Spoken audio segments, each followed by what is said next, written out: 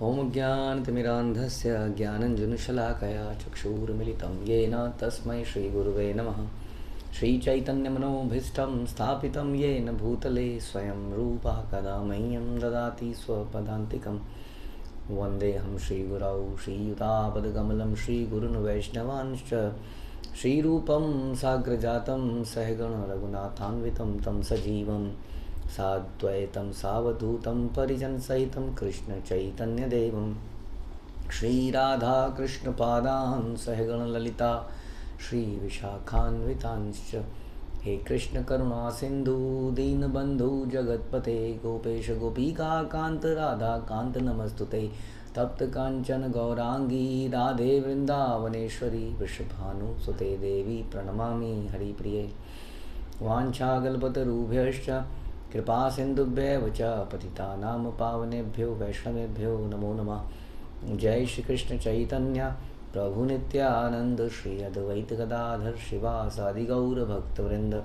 हरे कृष्णा कृष्ण कृष्णा हरे हरे, हरे राम राम राम हरे हरे। नमो विष्णुपादाय कृष्णप्रेष्ठाय भूतले श्रीमते भक्तिवेदांत स्वामिन्निति नामिने। नमस्ते सारस्वते देवे गौरवाणी प्रचारिणे निर्विशेष शून्यवादी पाश्चात्य देश तारिणे।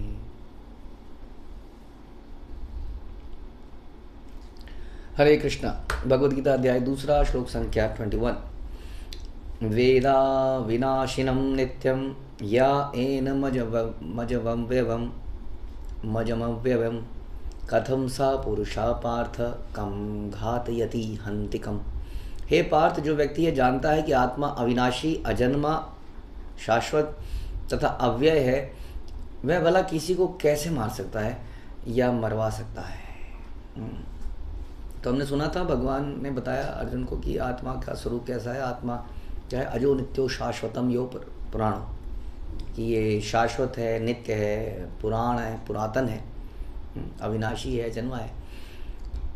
तो इस बात को जो समझता है, जो व्यक्ति यह जानता है कि ये इस प्रकार की है, वह भला कैसे किसी को मार सकता है या मरवा सकता है। क्योंकि ये भावनाओं के ऊपर है ना, मारना या ना मारना। हाँ, हम समझ चुके हैं इस बारे में।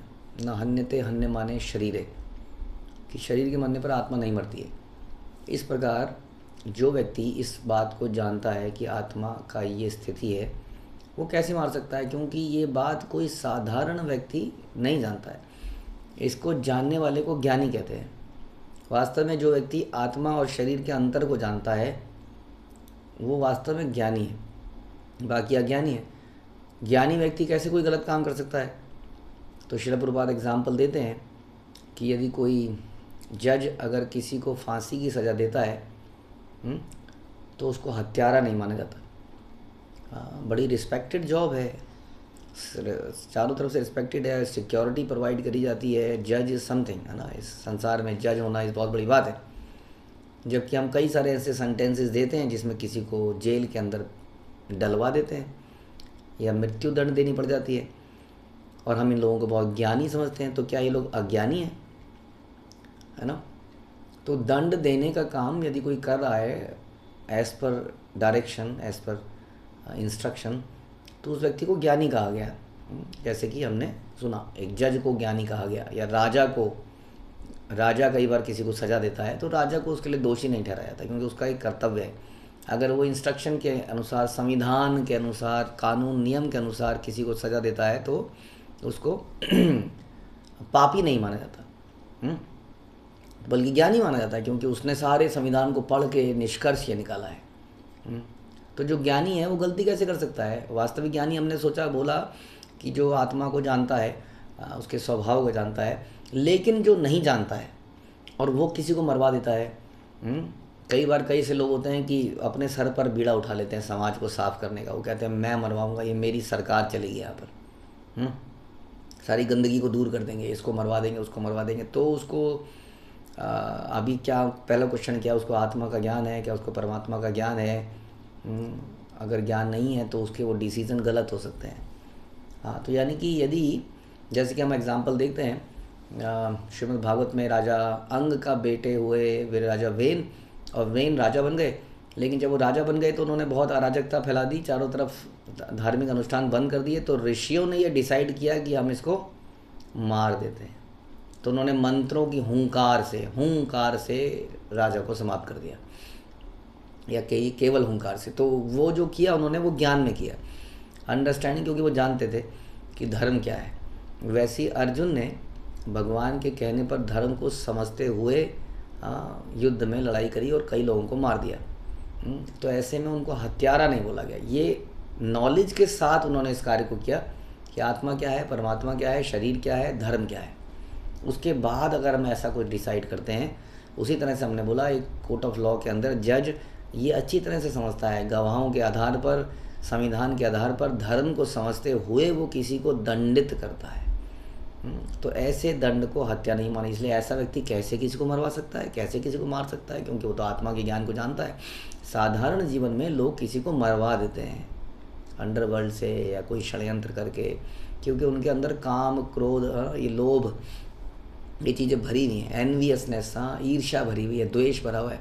इसके कारण लोग किसी को मरवा देते हैं। तो वो मरवाना पाप है, उस मरवाने की बात नहीं कर रहे। इसलिए कह रहे हैं कि जो व्यक्ति ये जानता है कि आत्मा अविनाशी है, जन्मा है, शाश्वत है, अव्यय है।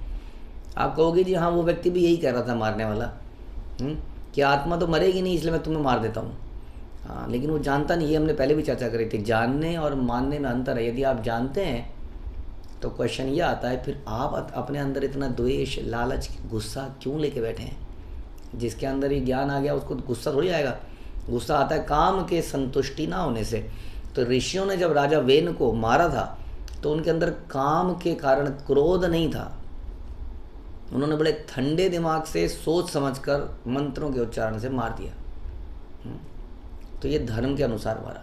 लेकिन संसार में किसी को कोई मरवाता है किसी लालच से, किसी ईर्ष्या से, द्वेष से, तो वो व्यक्ति का मरवाना या मारना उचित। तब हम ये फार्मूला नहीं लगा सकते। इसलिए यहाँ पर किसी को मारने के लिए कोई गारंटी या कोई लाइसेंस नहीं दिया जा रहा है, प्रभुपाद जी बता रहे थे। बल्कि ये समझने की बात है कि कौन जानता है कि कब मारना चाहिए, कब नहीं मारना चाहिए। तो वास्तव में ये हमें गुरु ही बता सकते हैं, हमारे सीनियर्स बता सकते हैं। जैसे कि अर्जुन को कृष्ण बता रहे हैं कि यहाँ पर आप मार सकते हैं, क्योंकि धर्म का यही कहता है। वैसे ही हम लोगों ने, इंसानों ने भी सोच समझकर ये जजेस को ये अथॉरिटी दी है, यस आप किसी को मार भी सकते हैं, आप फांसी की सज़ा सुनाएंगे, कोई कुछ नहीं कहेगा आपको, बल्कि सम्मानित किया जाता है कि इसके कारण इतना लॉ एंड ऑर्डर बना है कि नहीं। तो वहाँ पर भी हम लोगों ने गुस्से में किसी को फांसी नहीं देता है जज। कई साल लग जाते हैं सज़ा डिसाइड करने में, तो गुस्सा तो तब तक शांत भी हो जाता है।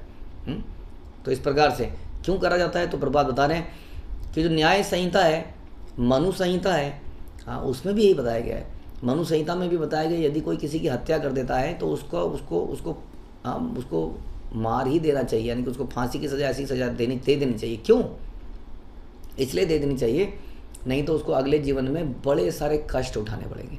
यदि वो इन कष्टों को मृत्यु के द्वारा उठा लेगा तो उसके वो रिएक्शन समाप्त हो जाते हैं। तो कम से कम उसका अगला जीवन नॉर्मल होके जिएगा, नहीं तो बहुत ही कष्टमय होके उसका अगला जीवन जाएगा।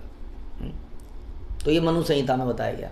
इस प्रकार से हत्यारे को मृत्यु दंड देना गलत नहीं है, ये समझने की बात है। क्योंकि ये अगेन क्यों किया? क्योंकि ये समझते हुए किया गया कि आत्मा नहीं मरता है। तो कई बार लोग कहते हैं कि अरे उसको एक चांस और क्यों नहीं दिया गया, उसको मृत्यु दंड पे उतार दिया आपने। पहली बात तो मृत्यु दंड मिलता ही बड़े rarest of the rare case में है ना। मृत्यु दंड तभी दिया जाता है कोई व्यक्ति ने मल्टीपल मर्डर्स कर दिए या कुछ ऐसा जघन्य अपराध कर दिए तो उसको फांसी की सजा दी जाती है, नहीं तो जनरली उम्र कैद की सजा दी जाती है।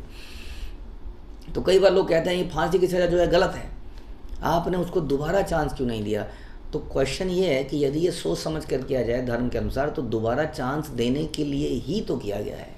इसलिए कहा कि जो आत्मा को जानता है कि अविनाशी है, शाश्वत है, वो नहीं मरवा सकता। वो अगर किसी को मृत्यु दंड दे रहा है, मार रहा है, तो इसका मतलब वो उसको नेक्स्ट चांस दे रहा है, क्योंकि वो जानता है कि ये आदमी मारने से मरेगा नहीं, बल्कि इसके पाप मर जाएंगे, इसके पापों के रिएक्शन मर जाएंगे और ये फिर से जन्म लेगा बिना उन पापों के। तो अब क्वेश्चन ये आता है कि वास्तव में क्या ये दंड है या कृपा है कि नहीं? अब फॉर एग्जाम्पल एक और एग्जाम्पल लेते हैं कि नलकूबर और मणिग्रीव जो है बेशर्मों की तरह नंगे झील में खड़े थे, और नारद मुनि वहाँ पर आए तो वहाँ पर कुछ स्त्रियाँ भी थी, उस स्त्रियों ने तो अपने आप को ढक लिया और भाग गई, लेकिन ये दुष्ट जो है वहाँ पर नशे में दुष्ट खड़े रहे नंगे ही। तो नारद जी ने उनको दंड दिया, लेकिन नारद जी जानते हैं कि आत्मा शाश्वत है, नित्य है, भगवान की दास है। तो नारद जी ने गुस्से होकर दंड नहीं दिया।